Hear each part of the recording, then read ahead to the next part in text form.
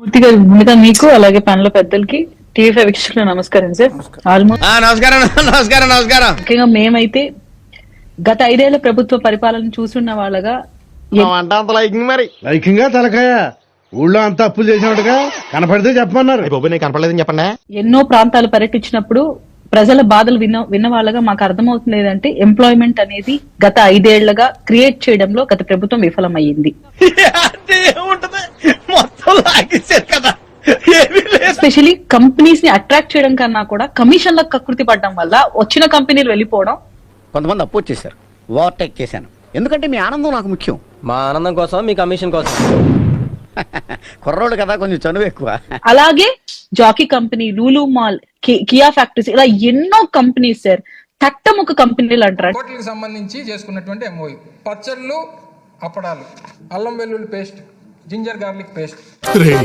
నీలో basic sense ఉంటుందనుకున్న ప్రతిసారి నువ్వు నన్ను డిసప్పాయింట్ చేస్తూనే ఉన్నావు. అంటే కొన్ని కంపెనీలకు అసలు ఊరు పేరు ఉండదు. వాళ్ళ ఇన్వెస్టర్స్ లాగా ఈ పానీపూరి చాట్ బండ్లు పెట్టుకునే వాళ్ళని ఒక ఇన్వెస్టర్ లాగా సూటు పోటేసి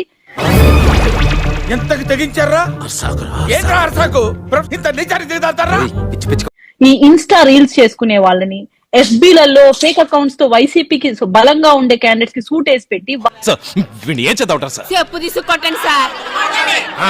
వాళ్ళని కూర్చోబెట్టి వాళ్ళని ఇన్వెస్టర్స్ లో చూపించిన గొప్ప ప్రభుత్వం గత ప్రభుత్వం అని చెప్పాలి.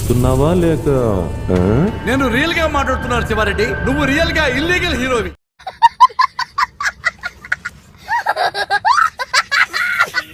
ఈ ప్రభుత్వాన్ని చూసినప్పుడు ప్రజలు విసిగెత్తిపోయి అసలు ఎంప్లాయ్మెంట్ అంటే ఇతర రాష్ట్రాలకు వెళ్ళడమే.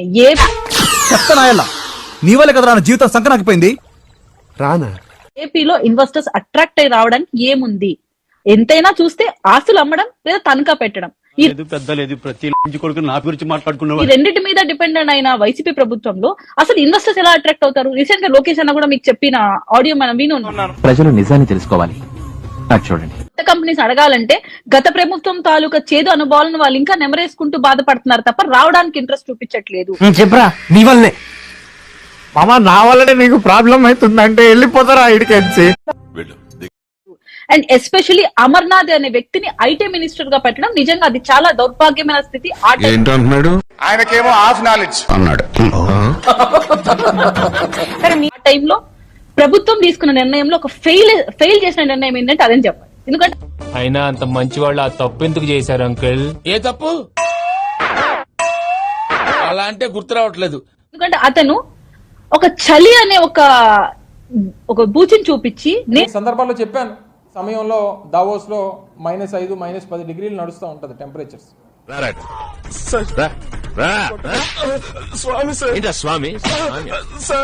నేను దావోస్ కి వెళ్ళడానికి ఇంట్రెస్ట్ లేదు. నాకు ఇంట్రెస్ట్ పోయింది.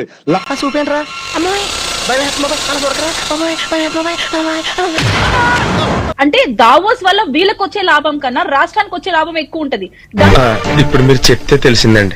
దేనికంటే వీళ్ళు అంటేనేమో అందరికీ కోపం వస్తుంది, అందరూ దాన్ని ఒక చిన్న కారణం, చలనే కారణం చూపించుకుంటూ వాళ్ళు ఇంట్రెస్ట్ ఉంది వైజాగ్ వస్తారు, మనం వెళ్ళడం ఎందుకు? అక్కడికి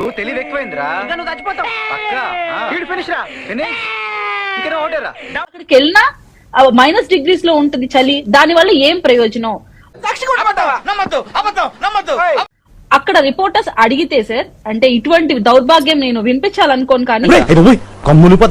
కానీ అతను చెప్తున్న ఇర్రెస్పాన్సిబుల్ ఆన్సర్ వినండి సార్. చూడు, చంద్రబాబు నాయుడు గారు 2 రోజులు స్నానం చేయలేదని అదొక న్యూస్. రోజు జ్వరం వచ్చింది అయినా సరే సమావేశంలో పాల్గొంటారని చెప్పి అదొక న్యూస్. వాటితో వాడిని మనం కొట్టాలి. మాకేం అవసరం, మేము ఎవరిని కొట్టించుకో. విపరీతంగా లూజ్ మోషన్స్ అవుతున్నాయి చంద్రబాబు నాయుడు గారికి. అయినా సరే ఎక్కడ కూడా అవసరమైతే డైపర్లు వేసుకుని సమావేశాలు చేసేసుకుంటున్నారు. ఏదో తప్పైపోయింది అంతే. ఏదో సరదా కోసం డైపర్లు వేసుకుని చంద్రబాబు నాయుడు గారు మీటింగ్ చెప్పేస్తున్నాడు, మీటింగ్లలో మాట్లాడేస్తున్నాడు. ఆ క్షణం నా చేతిలో కత్తుంటే వాడి బాడీ పంచకోట శ్మశానంలోను, నా బట్టలు చెంచలు కూడా జైల్లోనూ ఉండేది. ఇటువంటి ఇర్రెస్పాన్సిబుల్ ఇడియట్స్ ని ఐటీ మినిస్టర్స్ గా పెట్టడం ఎంత దౌర్భాగ్యమో.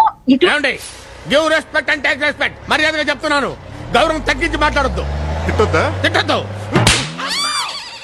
ఇటువంటి మాటలు విన్నప్పుడు అర్థమవుతుంది. అంటే నేను అంటున్న మాట వైసీపీ వాళ్ళకి కరెక్టింగ్ గా ఉండొచ్చు, కానీ నలుగురులో ఒక ఏజ్డ్ పర్సన్ అయినా కూడా ఆయన యువతని మంచి దశగా తీసుకుపోవాలి, వాళ్ళకి ఎంప్లాయ్మెంట్ క్రియేట్ చేయాలి, ఇన్వెస్టర్స్ ని బాగుపడతావు పిచ్చి వెదవా అట్రాక్ట్ చేయాలని ఆయన ఆ ఏజ్ లో అంత చలిలో నువ్వు చేయలేని పని ఆయన చేసి ఉంటే దాన్ని కూడా నువ్వు క్రిటిసైజ్ చేస్తూ వెగతాళిగా మాట్లాడుతున్నావంటే నీకు ఇన్వెస్టర్స్ అంటే ఎంత చులకన భావం. ఇప్పుడు ఎక్కడ కొట్టాలరా నిన్ను కొట్టకుండా పనే మార్గం లేదా? ఏపీ అభివృద్ధి అంటే ఎంత హేళనో ఇటువంటి ఐటీ మినిస్టర్ చూసి మనం అర్థం చేసుకోవచ్చు.